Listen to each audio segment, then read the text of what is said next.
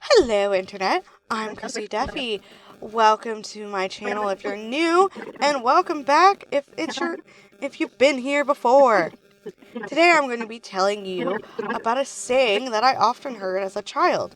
So sit back, relax, and enjoy the story and art. Before that, I do feel like we do need a content warning because I am going to be discussing something that gave me a lot of great trauma as a child due to what the saying is and of. And so, yeah, just gonna let you know, it's gonna be one of those days. I do have, like, some cuter stuff, Pokemon characters, Sailor Moon characters, drawn as if they were Sonic characters, all that stuff. I would totally go check that out. I am planning a couple more of those, and some new Pokemon trainers, like other characters from other franchises of Pokemon trainers. I am planning some more of those out. So I would go check out some of that, or something cuter. But welcome to my story times, where I kind of vent, and it goes to some places. But yeah. You can be just as sick at school as you can be at home. This mantra is one I heard every time I was sick, which, let me tell you, was often. To put my weak immune system out onto display, I could go outside for approximately 15 minutes and then be sick. I got tonsillitis often, like every 3 to 6 months. If you don't know what tonsillitis is, it's when your tonsils swell up. You run high fevers and it hurts to swallow water. You know that thing that you need to survive and lower fevers? Yeah. Have excruciating pain as you try to get the tiniest sip of it into your body. So, yeah. That's what tonsillitis is. Your tonsils swell up. I did Google it. They don't remove your tonsils anymore like, they did in that episode of Hey Arnold. They apparently don't know that anymore, or at least they never did for me, even though, like, the medicine stopped working for me. That's, like, a whole nother thing. But it's apparently an immune system response. But it's your body, like, going, fuck you. Have fun trying to eat or swallow anything. So, yeah. But since I was so often sick, and I often was told by my parents almost every single time I was sick and I had to go to school, you can be just as sick at school as you can be at home. So I, being a small child, followed my parents' orders, oftentimes vomiting at school and then being sent home. Because both of my parents worked, Papa would come pick me up, he'd take me to Dr. Fudge's office, they'd take my temperature, weight, prick my finger, which I hated, and sometimes they give me medicine, and then I would go to Papa's and sleep in his bed. Then the very next day, you can be just as sick at home, at school, as you can be at home. And then I would be sent right to school. And if any of you were laughing about Dr. Fudge's office, Dr. Fudge was a family doctor pediatrician who had an office in Old Town Conyers. That office is now a veterinarian office now, which I find hilariously funny for some odd reason. But yeah, we just called it Dr. Fudge's office. I don't think I ever met Dr. Fudge, or if that's his actual name, but I just constantly heard it as Dr. Fudge's office. So, fun fact. But yeah, you can be just sick at school as you can be at home, then they would ship me right back to school. One time, I woke up at 3 a.m., my throat burning as I pulled myself from my bed, which was the bottom bunk, thankfully. I was also very scared of height, and still am.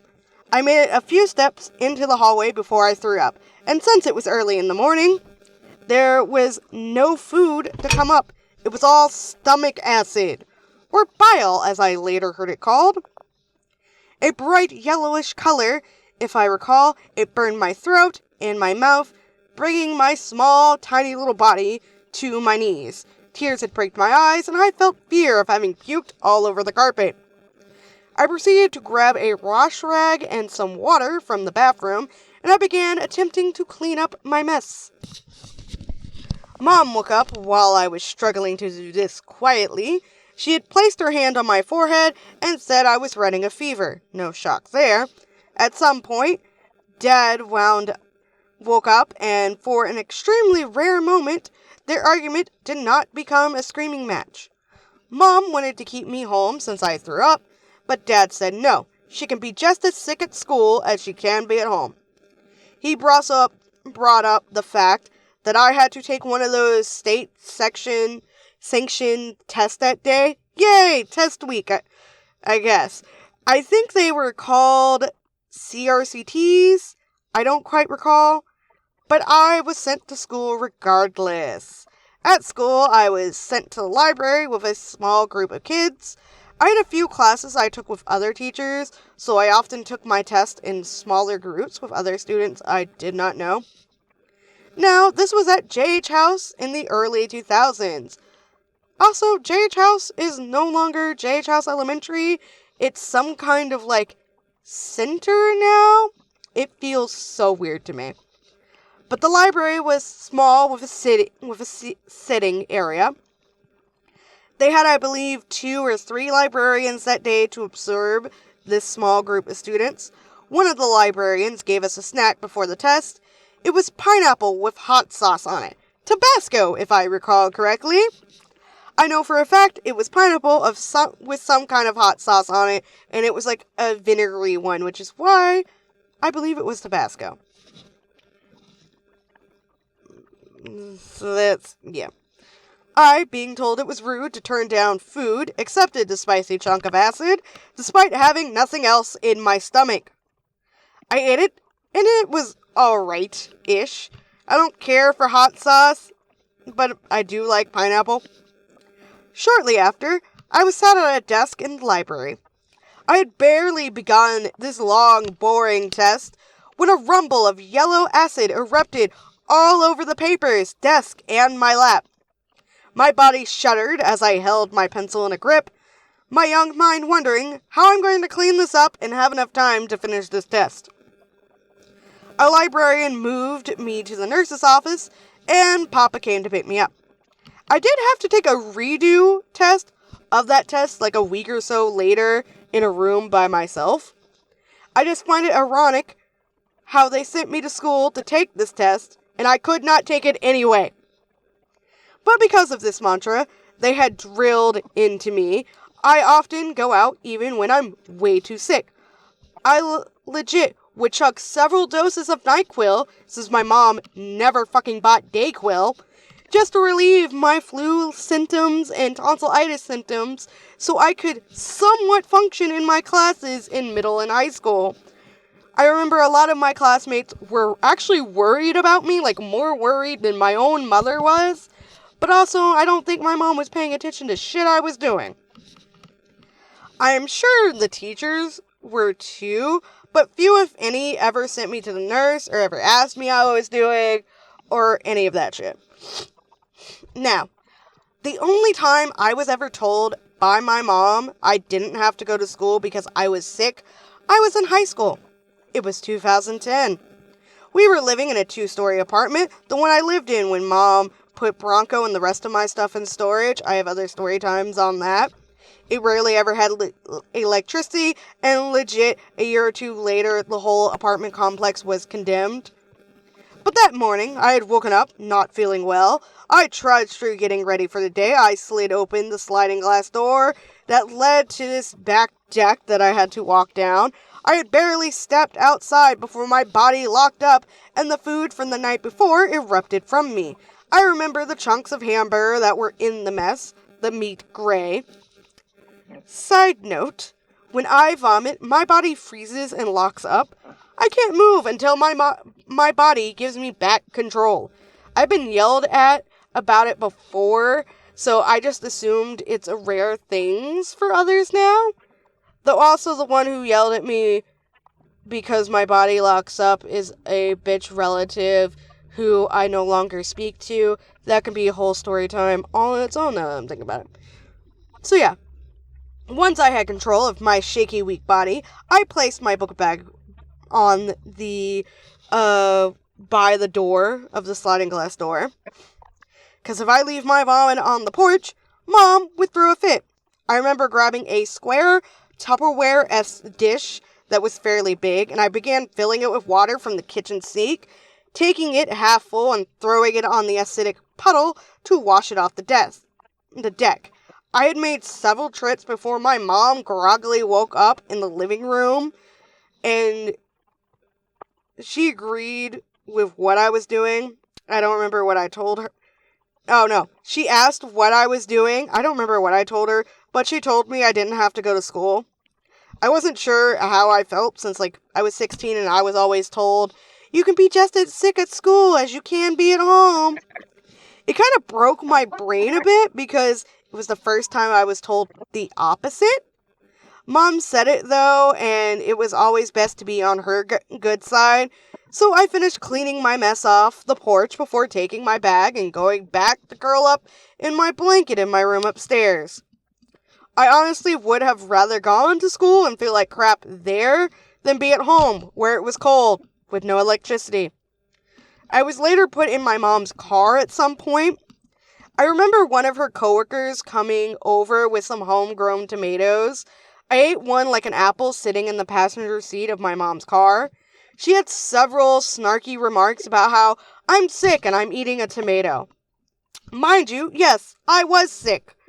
2, I was only eating once a day, if that, and also I had not eaten that day and it was late afternoon and my mom, the adult, did not think to get food for her sick child. Granted, teenager, yes, but still sick kid. You don't think you want to feed them or get them any medicine or whatnot? The fuck, woman? I just realized now how bitter all of that sounded, but fuck it, I am bitter. I'm traumatized, and I have a long list of issues with my own mother. So yeah, let me vent. Thank you for coming here. Thank you for listening to me vent. Honestly, I've made it to page 3 in my Sailor Moon notebook, and now I'm just very tired. So tired of writing this. You know, you just get to a point where you're just like, the trauma. This family mantra was so damaging to my logic, as I still am willing to go to work no matter how fucking sick I am. Short of vomit, I will show up to work. I've gone to work several times before the plague, just horribly sick. Most of my jobs also involved me working with food, which was worse and a lot more dangerous. Because, I would show up with colds and flus and tonsillitis and really high fevers and have to help customers and handle food and all of that. One time, I was working at the macaroon shop. I was so sick. I was shaking and running a fever. The store manager at the time came to take over for me after my classes, and hubby had to come get me and take me home. And because of this mantra, I can't rest and recover quicker, so I often stay sick longer. I legit got a call from the owner's daughter asking if it was possible that I was pregnant since I kept being sick.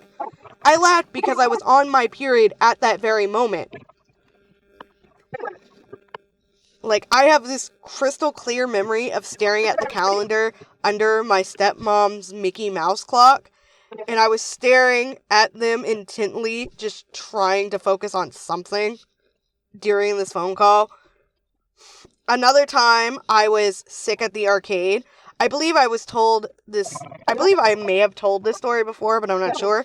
Goffle and I believe it was Jet, they were in a tizzy. Jet sending me to work in the kitchen, and Goffle sending me to work in the bar where Jet was. And, I was so dizzy, couldn't focus much, less vocalize the fact that I was so dizzy.